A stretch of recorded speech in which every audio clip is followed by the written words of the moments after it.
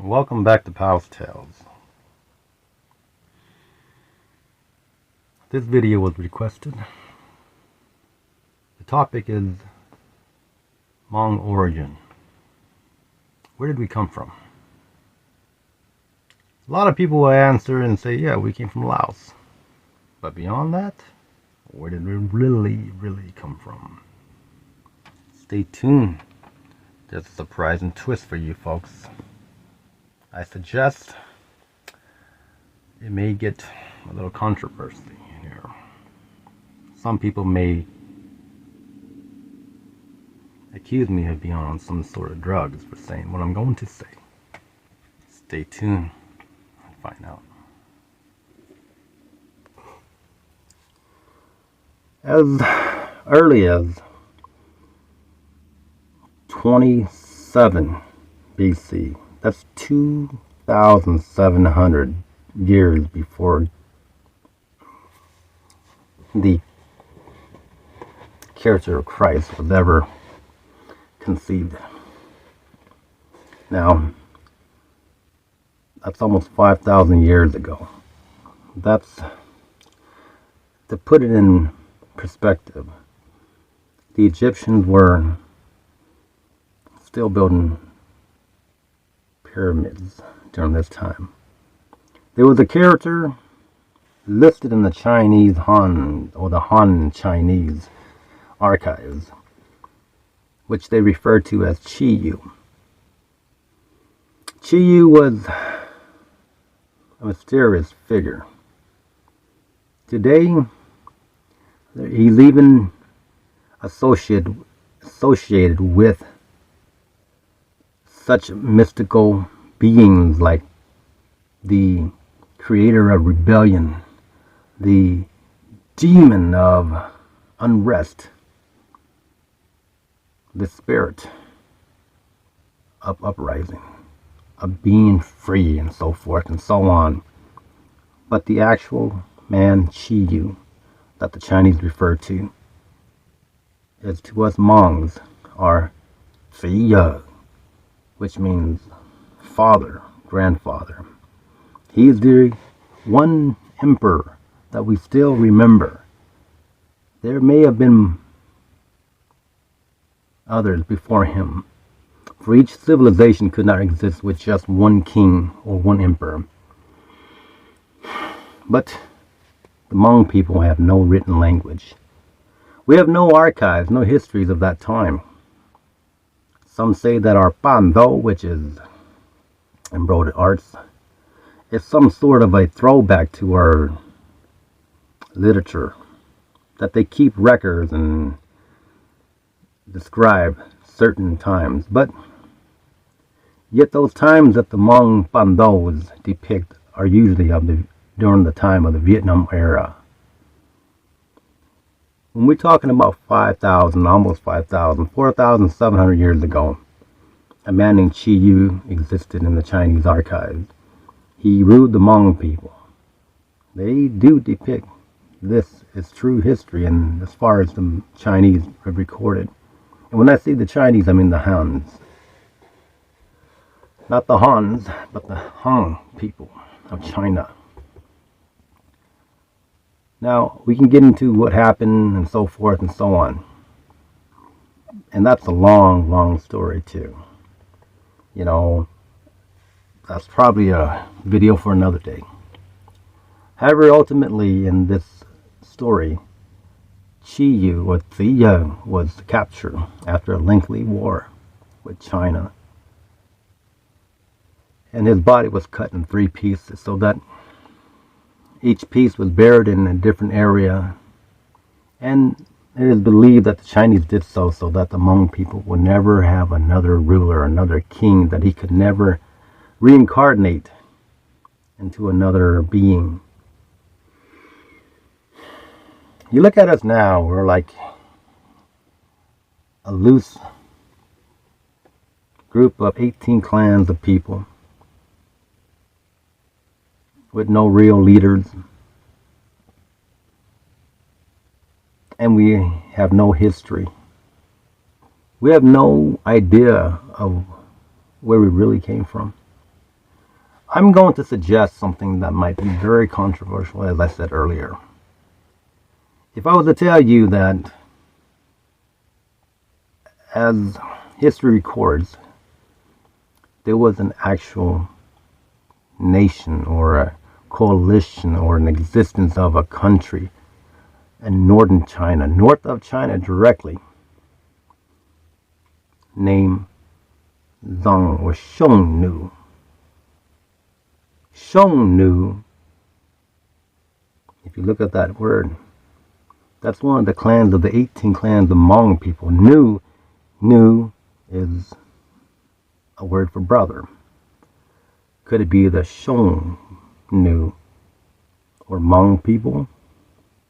Could they at least consisted of some Hmong people, some of the descendants of Chiyu's people? Now, what if I was to tell you that I believe, or I suspect, at the very minimum, that Hmong people or Hmong people may be related to the people called the Huns. Now, when I say the Huns, I mean Attila the Hun. Let that sink in for a second. Now, that's where the deniers will fire up and say, no way. If you look at history, Attila the Hun, about the 400 BC, left the people of the Huns, left China, or that area north of China. That was the Xiongnu dynasty, if you will. They left that area. They can trace them down to that area, which is kind of the same area where Ziyu or Ziyu had his empire, his kingdom of the Hmong people, some 2,100 years earlier. You think on that?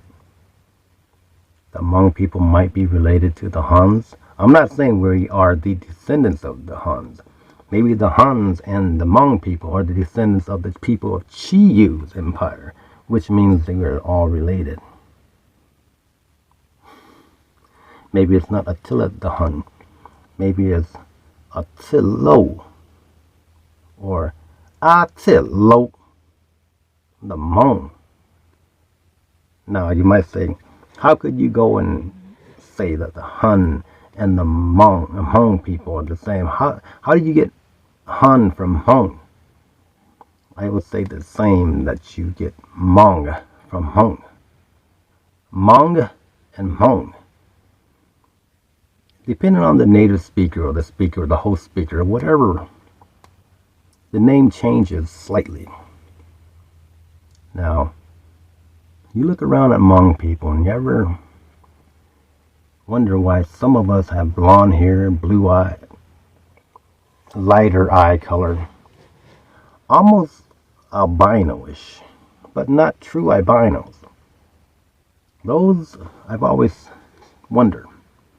In scientific terms, they might be genetic throwbacks to a time where we were a different color. Meaning we were a different race. You look at Hmongs today, we were Asiatic in appearance, our Mongolian folds in our eyes and our golden copper skin. But there are legends, even from my mother's side of the family. They claim that their Ziyu, which is grandfather's grandfather, his chest was 3 hands wide. Just his inner chest, not the shoulders. They said that he had light colored skin and light hair, almost a reddish color. That he had a perfect nose, a narrow nose, not Asiatic-like, if you will. Not that Asiatics don't have perfect nose, just that he had a Caucanoid or a Caucasianoid nose, or like Caucasianoid nose. Hmong people have a lost history. After the fall of Qiyu, after the fall of the Songnu dynasty, after all this, there was supposed to be another dynasty, another empire about 500 years after Christ that was quickly distinguished and then extinguished, put out. Today we have what we call Hmongs, or what we call Hmong Da, Hmong Joa, which is white Hmong or green Hmong. And then we have Hmong Ling, and then we have different clans of Hmongs, and then so forth. And our jewelry, our very own jewelry, that our women and sometimes men do wear too, are these emerald type of elaborate, beautiful necklace-like things. They're actually called soul. The soul, or soul, in translation means lock. They're actually slave locks. When we were slaves, they'd lock us from escaping. And yet when we escape with these locks on our neck, we turn that into jewelry. We turn that into something positive instead of a reflection of negativity when we were captured. So yes, we were slaves. There was a time when our people were actual slaves. This is something to think on. That perhaps when the Chinese were selling slaves, and they did, or countries in Asia were selling slaves to the foreigners,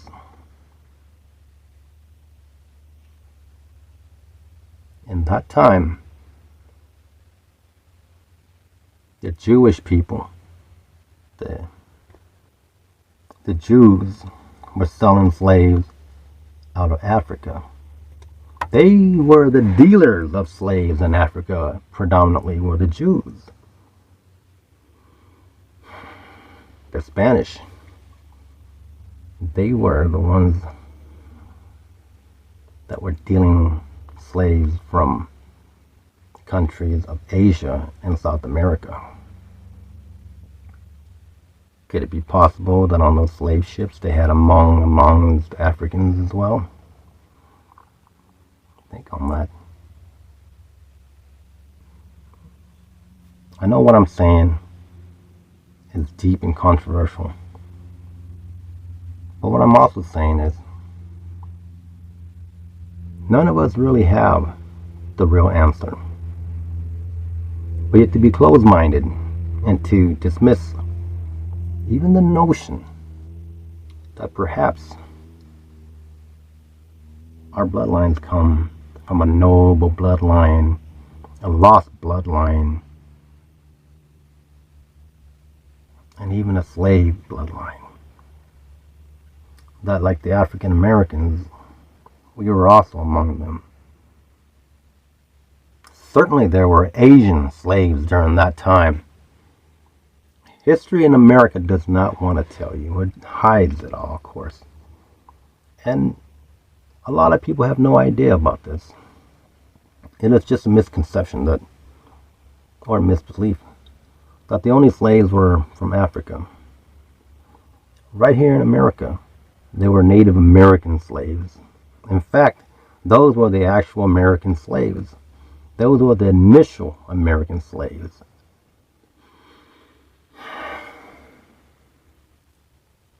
For reasons that's not truly identified. Some say it was because the Native Americans were dying off, or that they couldn't do the work, so forth and so on, that they went out and reached out and got slaves from Africa. The Arabians were And the Arabians were initially doing the slave trade in Africa, getting the African tribes to catch the other tribes and so forth and so on. And then the Jewish people were in the mix of that as well, and so on and so on. But what America doesn't tell you is the true history of where these slaves really came from. There were Asian slaves among those slaves back then.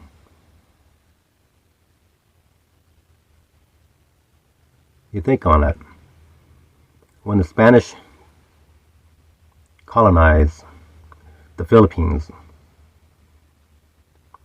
there's a word that the Spanish used to refer to some of the Filipinos. I don't speak Spanish, and I don't remember that exact pronunciation of it. So I'm not even going to try, but you can figure it out. But what it actually means in translation is little, Nigger. That's what that word translates to. And that N word that they called and referred blacks, well, it was also referred to us, Asians, when they caught the Filipinos. And the Portuguese being in Japan and so forth. When the Western colonizers looked upon each other and they weren't at war with each other, they thought about money. And of course, there's that saying that it's a small world, that one would reach out easily to another and purchase one slave here, trade that slave here and there, so forth. So when I say there were Asian slaves, matter of fact, where do you think the term yellow bone came from when they referred to blacks?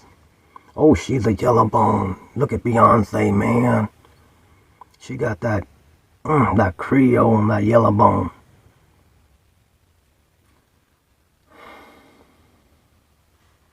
The proof is out there. I leave you all with a little seed to search that truth for yourselves, if for no one else. I put some facts out there, and I hope that I plant these seeds in fertile soil. Hmong means free men. But before that, what did it mean? Be free. Be free in the mind. I encourage you to go out there and discover it all. Thank you again. I can go ahead and go on with this and tell you about Vietnam and so forth and so on, but you know that story already. Remember when we came here to America, most of us didn't know one word of English. Today we have senators, or had senators. We have pilots, school teachers. We have sheriffs, mayors. But never forget, you are free men.